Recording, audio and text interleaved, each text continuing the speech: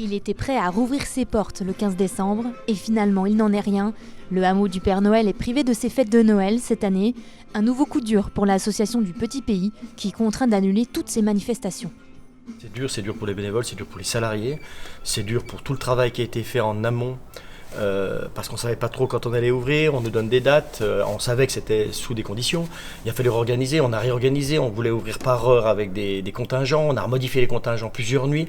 Donc ce qui est difficile, c'est de travailler énormément avec aucune clarté et de ne pas savoir vraiment du tout où on va et de travailler quelque part 3 fois plus que normal pour rien au bout. Alors pour cette année 2020, les enfants sages ne pourront pas aller déposer leurs sucettes au grenier des Tototes, ni se promener dans les allées féeriques du hameau. Donc, vous voyez, c'est l'habitude ici que les enfants amènent, donnent leur totote ou les posent avec le marchand de sable, suivant la grandeur de l'enfant.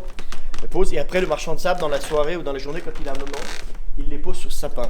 Et on peut se rendre compte que le sapin, il est vidé chaque année le 1er janvier. On voit qu'il a très peu de tototes par rapport à l'année, puisque cet été, on n'a pas pu être ouvert non plus. Donc il y a très peu de tototes, alors que d'habitude, à cette époque, le sapin, je dirais même qu'il croule, qu'il s'écrase de tototes. C'est tout un folklore qui s'éteint avec la crise sanitaire. La partie musée est fermée jusqu'à nouvel ordre, mais la boutique du Père Noël, elle, reste ouverte.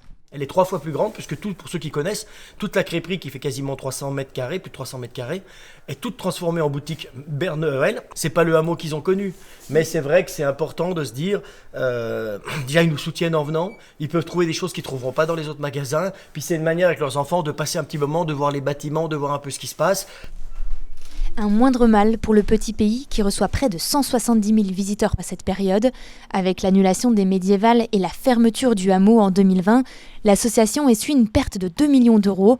Elle se dit prête à vendre une partie de leurs décorations pour subvenir à ses besoins. Il y a des discussions avec les banques, il y a des discussions avec les bénévoles, il y a des personnes qui m'ont proposé de prêter de l'argent à l'association qu'on leur rendra dans une année. On va dans tous les sens. On va peut-être certainement vendre des voitures, on regarde pour vendre une partie du matériel. Dans les boutiques, on se pose la question de vendre une partie de notre décoration qui est quand même spécifique, puisqu'on va en acheter dans toute l'Europe et même un peu plus loin. Le hameau espère que le Père Noël passera avec quelques jours de retard le 7 janvier afin de lui souhaiter le meilleur pour 2021.